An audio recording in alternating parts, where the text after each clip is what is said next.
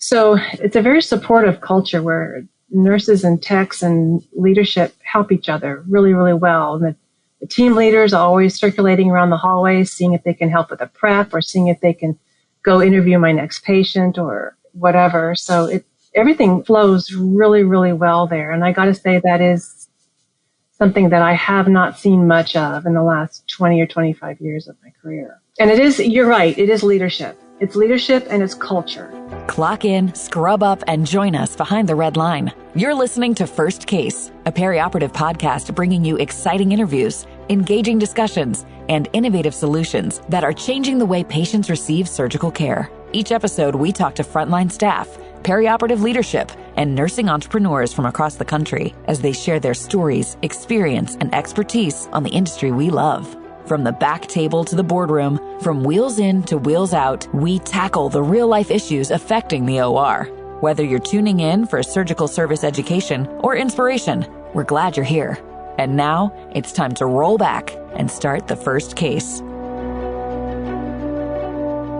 This week on First Case, we speak with Lizabeth Craig, circulating nurse at Advent Health. Lizabeth has always felt like she was destined to go into healthcare. Her mother was a registered nurse and her father was a world-renowned pediatric cardiologist who is now retired from the University of Florida.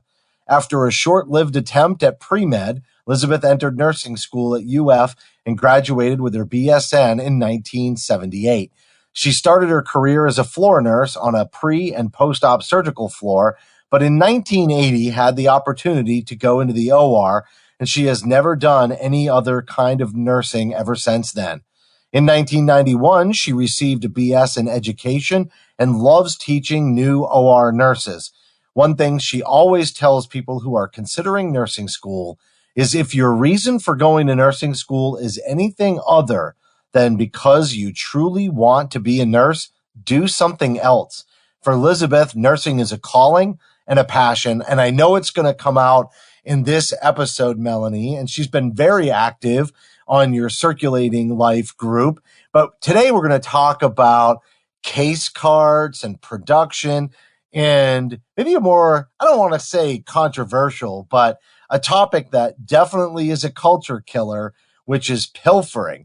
And some say they haven't seen it in years and others are still living with it every single day. So I'm excited to dive into that. And then Melanie, how did you find Lizabeth? I know she is somebody that you've networked through the OR Circulating Life, but what kind of drew her out as somebody that would be great for this episode to talk with? Her comments on the Circulating Life, on different blog posts that I would write or different posts on Facebook that I would put out when I would maybe ask questions.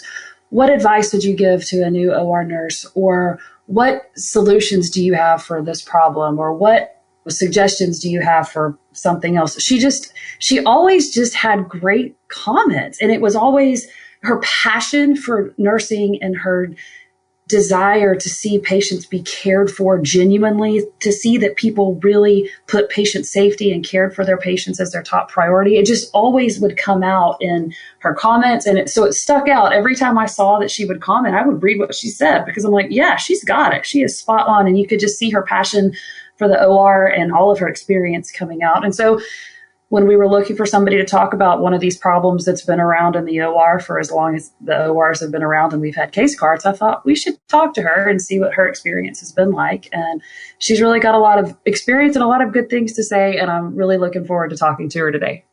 Well, as am I, Melanie, and I love the social networking groups that give us just such broad access to so many different people with varied experiences to come on as guests, especially somebody who can speak from the perspective of the front lines. So we're going to be right back with Lizabeth Craig, circulating nurse at Advent Health, after a short break.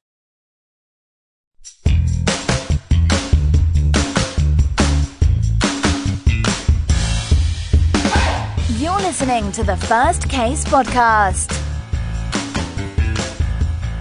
Joining us now is Lizabeth Craig, circulating nurse at Advent Health. And Lizabeth, really excited to talk to you today about case cart accuracy, production, and pilfering. So we're gonna do the good, the bad, the ugly, and really take it from your perspective as a frontline staff member working in the operating room every single day. So welcome to the episode. Thank you so much. And thank you so much for having me. This is a real pleasure for me. So Lizabeth, why don't you give the listeners some background, your experience as a nurse and how you came to know Melanie, who reached out to you to join us for the podcast today.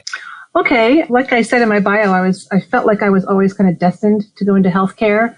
And I thought I wanted to be a doctor for a while until I had to take college chemistry. And then I decided, no, I don't want to be a doctor.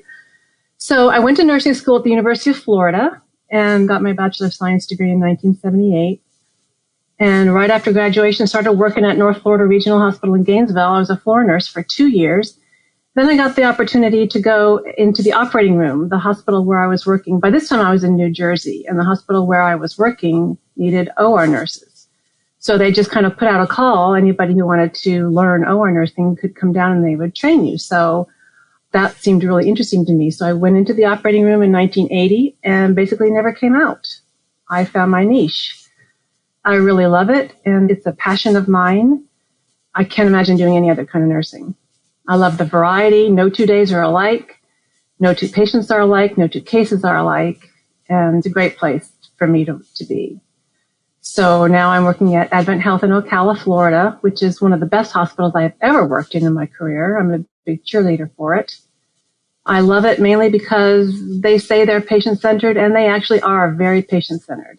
And that, to me, has always been the number one priority is patient-centeredness. So that's where I am now. I work PRN 3 days a week. And when I'm not working, I'm home taking care of my animals and my vegetable garden, where we have 3 dogs and 2 cats, and we raise chickens for eggs and kind of live out in the country. So, it's a really nice life. Looking at retirement. May just actually delay that because I really so enjoy what I'm doing. You've been in the OR as long as me. I don't know that many people who have been. So that's terrific. You were saying that no 2 cases are alike. And I know that from what Melanie tells me, you have a lot of stories to tell about challenges with case carts. So I'm guessing that maybe you would say that no 2 case cart setups are the same as well. So maybe you could tell us a little bit about the impact that case carts have on your practice and what are the pet peeves that you run into? Oh, well, the case cart is one of the many essential parts of getting a case going and getting it going efficiently and quickly and smoothly. So it's critical that the cart be put together properly. And as most of your listeners will probably know, the case cart, the way it's put together, is based on the physician's preference card for that particular physician in that particular case. So at Advent Health, the case cart is put together, like I said, based on the preference card by people who work in that department and who are very, very good at putting those case cards together. They do a really good job. And if the case card is wrong or missing objects, then that's a little wrench in the works. So then we work with them to get it communicated. But yeah, the case cart being put together properly is critical.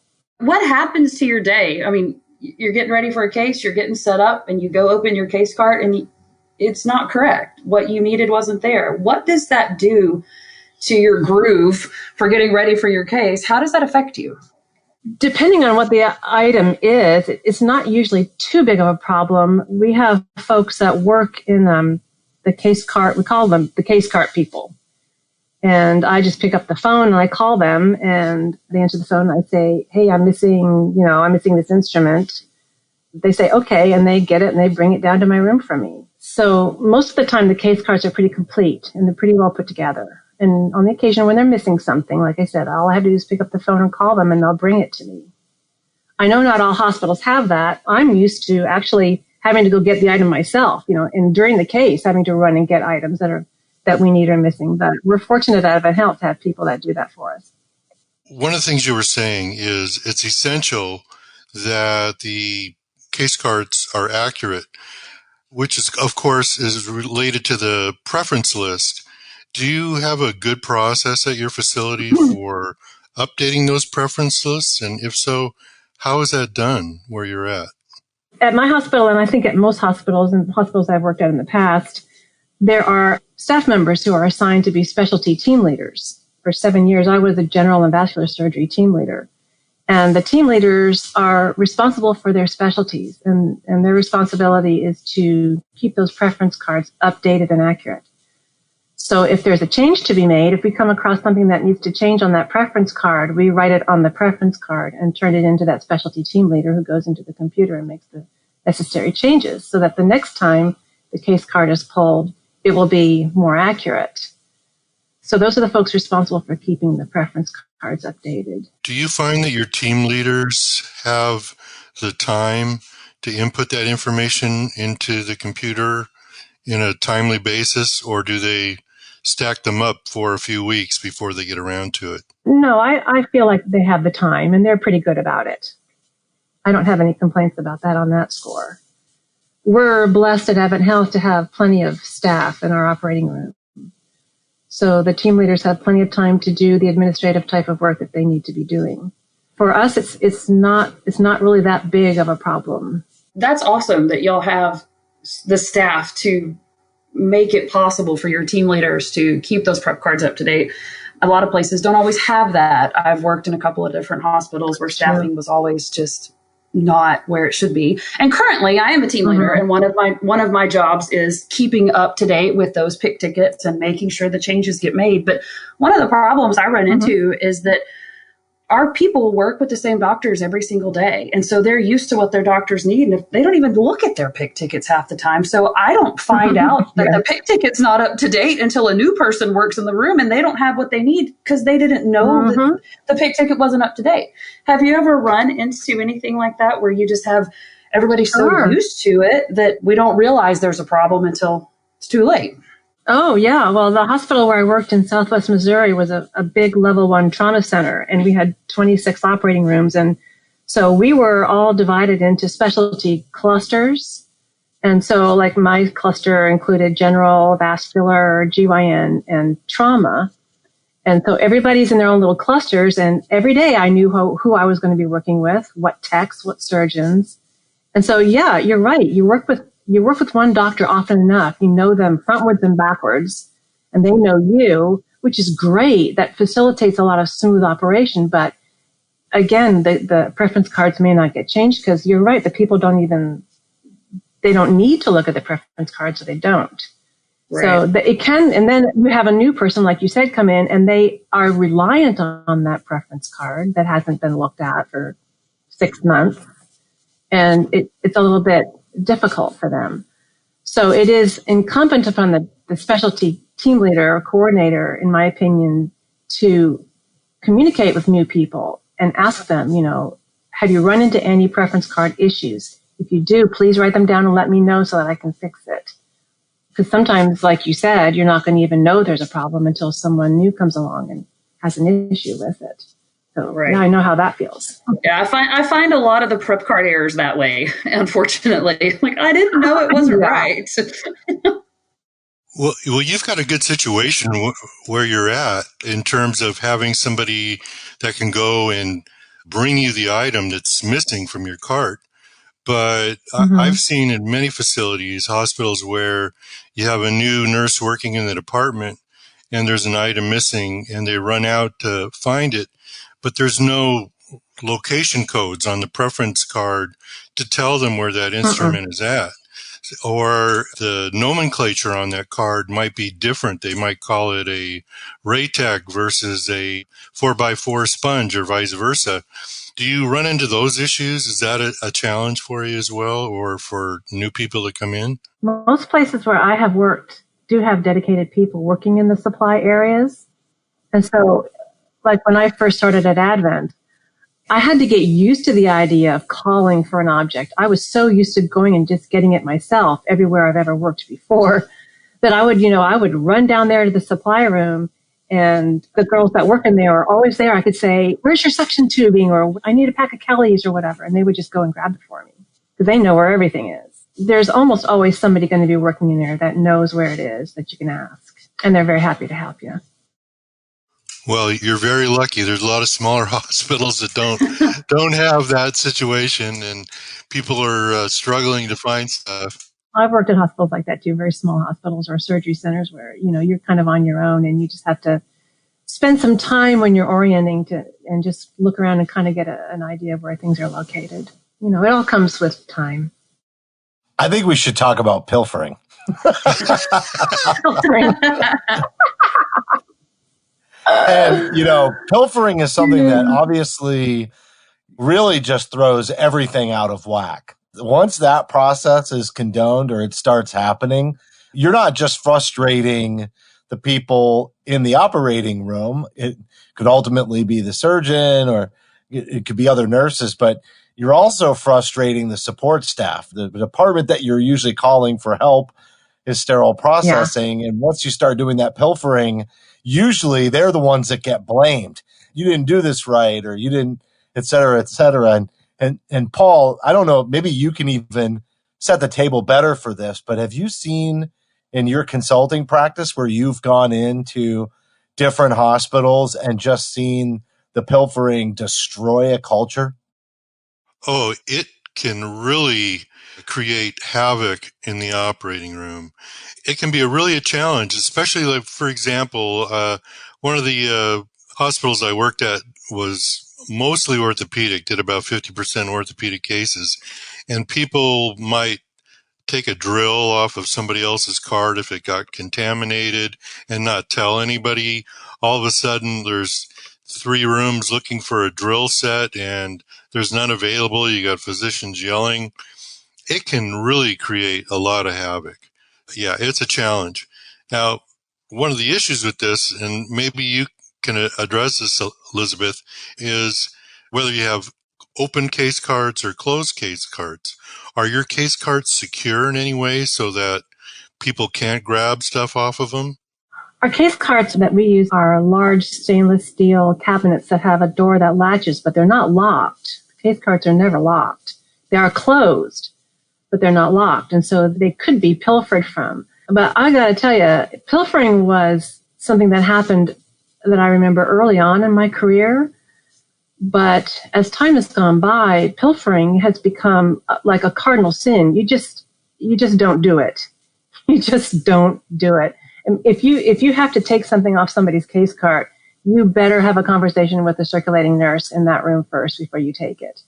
I remember an incident about a year or two ago. I was working at another hospital in Gainesville. I was doing a big spine case, and there were a lot of big spine cases going on that day. And I don't remember why, but for some reason, I think it was contaminated. We needed something that was on a particular set. Well, the only set sterile was on another surgeon's next case. Now, my patient was asleep already, so I went into the room where the other surgeon was working, and I spoke to the circulator, and I said, this is the situation. My patient's asleep. We've got to have this instrument. I'm going to have to take your set from you, and I'm really, really sorry. So she felt like she needed to tell the surgeon that. I would rather that she had not. But she felt like she needed to get her surgeon involved, and she did. And I explained the situation, and he wasn't happy about it. But he said, the patient asleep is, of course, always top priority, higher priority than the patient who's still in the pre-op area and hasn't even come to the operating room yet. To me, pilfering should never, ever happen. It's like stealing. You just don't do it. If you have to have it, explain to the circulator why you need it. And almost always they're going to say, okay, you need it more than I do. Go ahead and take it. That other surgeon's second case got delayed because he didn't have that instrument set. But again, my patient asleep, top priority over the patient who's not asleep yet. To me, I can't even imagine taking something without asking.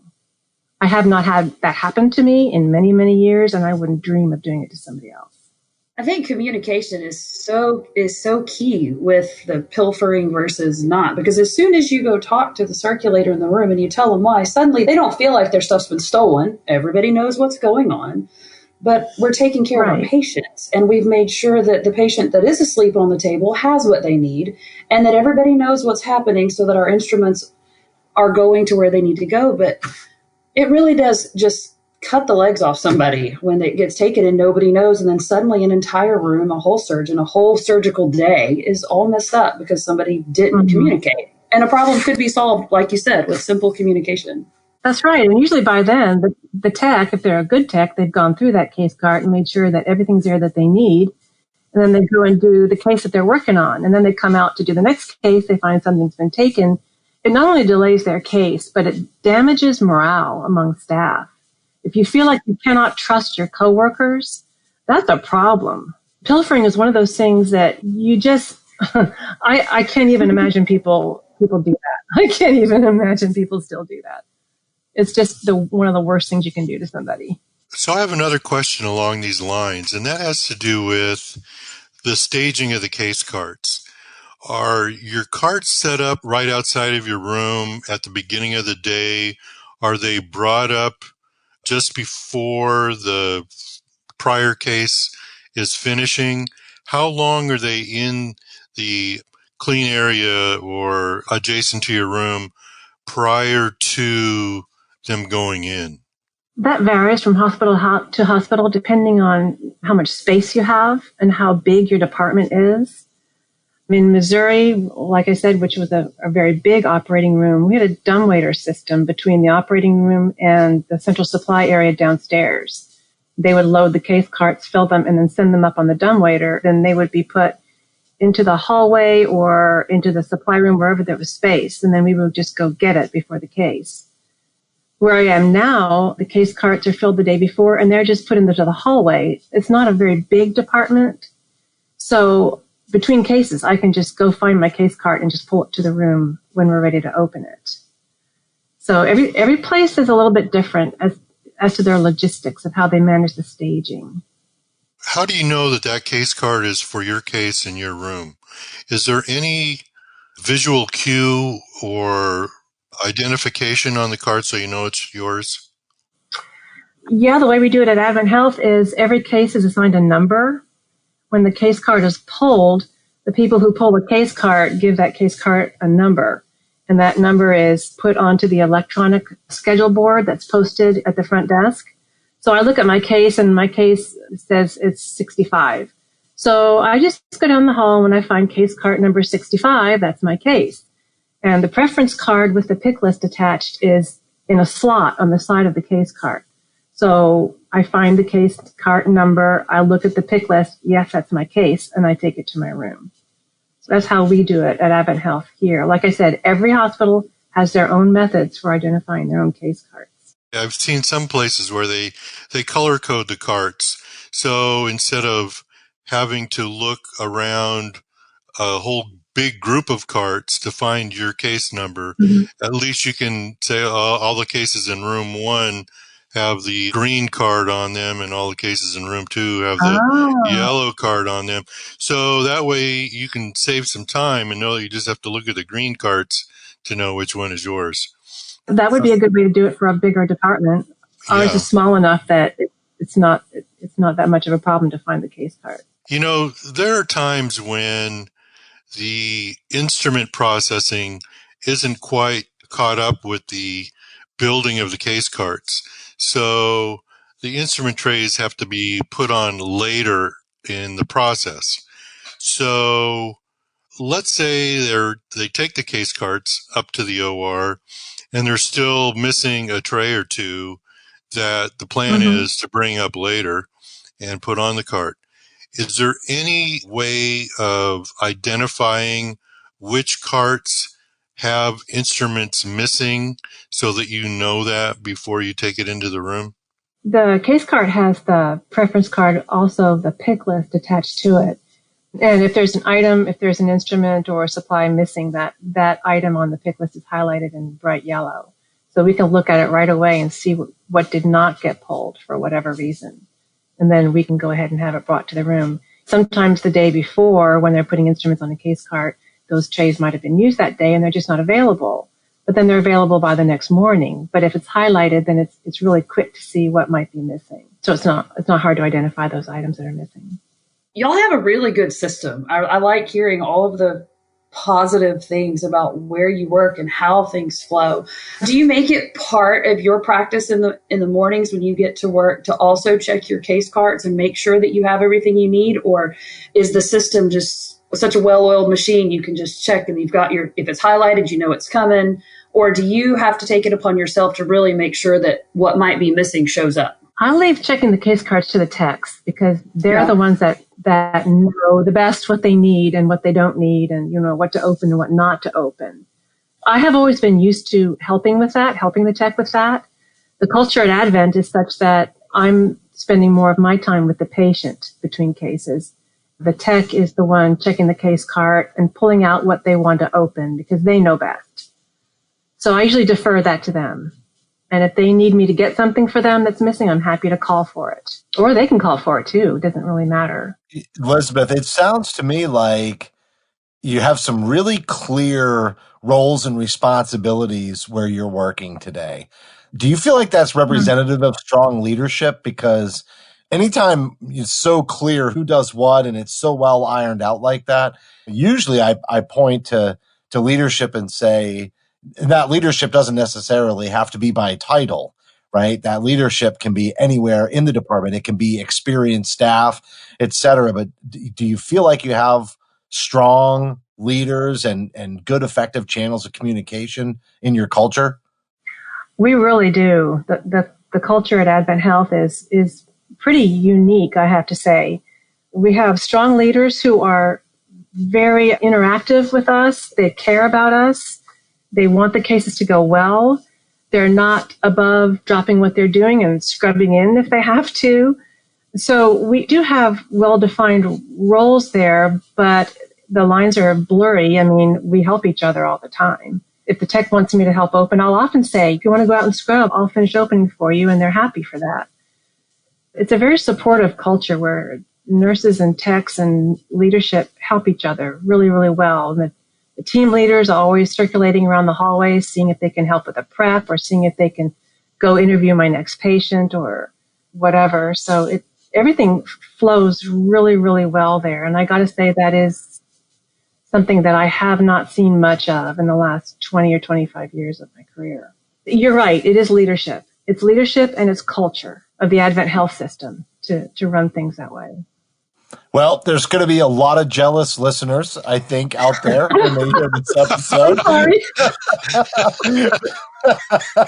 But I think that's a good thing. One of the things that we were trying to achieve with this podcast is really speak to all different levels and all different sizes of facilities and different types of cultures and organizations. I'm glad you're in a good spot. You certainly have put in the time in your career and you're very centered on mission, which I think is really important. With both of those, I think you'd be a pretty good judge of a good work environment. And so congratulations to you for having that. And yeah. Thank you. I feel blessed. I have been in some pretty bad ones too, so I don't want anybody to get too jealous. I have been in some horrendous places before where there was no communication and very little teamwork, and I know how difficult that can be. I am very happy to be where I am now, but it hasn't always been that way. So you live and learn, I guess. It all comes down to leadership, creating a good culture. And also being willing to teach and help. And that's one thing that we didn't really explore, but you told us that you got your bachelor's in education and you love teaching new OR nurses. And that's really critical too. We did an episode on culture. We talked about the hazing that can go on. And it's always good when you have, I know we just talked about leadership, but it's good when that leadership comes from everybody. And I'm sure you're a pretty big influence because of your desire to educate. And I'm sure that's shared throughout your team as well. Yeah, not all nurses like to have a new nurse in the room because it does slow things down. That's for sure.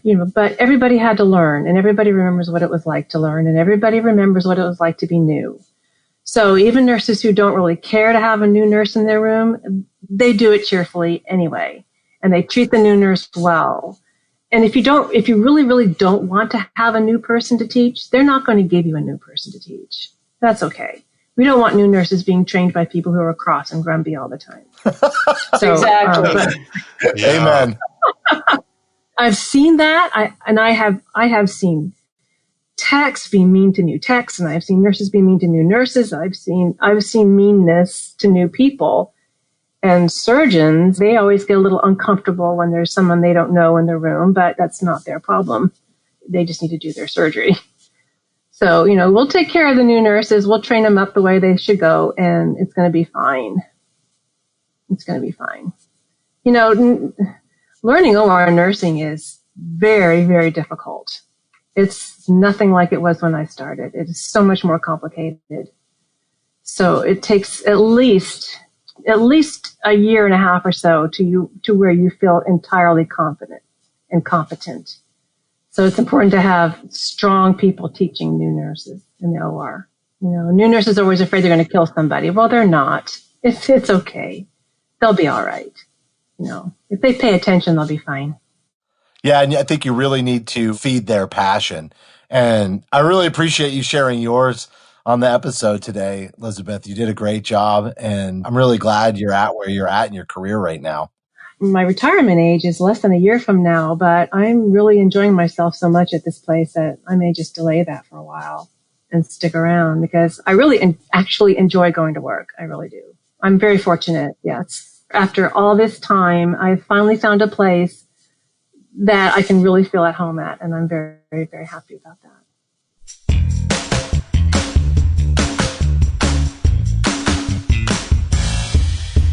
That was Lizabeth Craig, circulating nurse at Advent Health. And Paul, Lizabeth has a pretty good thing going right now, but as she mentioned, it hasn't always been that way throughout her career. And she was saying that in her experience, pilfering was a thing of the past, but I'm not so sure, especially from your experience, having worked all over the country, that you've seen pilfering as much of a thing of the past as maybe Lizabeth has experienced in her career. Justin, she's in a very good situation. She's in a department that has a great culture and great leadership. Unfortunately, not all facilities are in that same situation. And it can be a real challenge for people, and especially in the smaller hospitals that don't have a lot of resources, to have a process that's as clean and well-oiled as hers. But I got to hand it to her and to her facility. I mean, they're doing it right. She would put me out of business real quick in the consulting.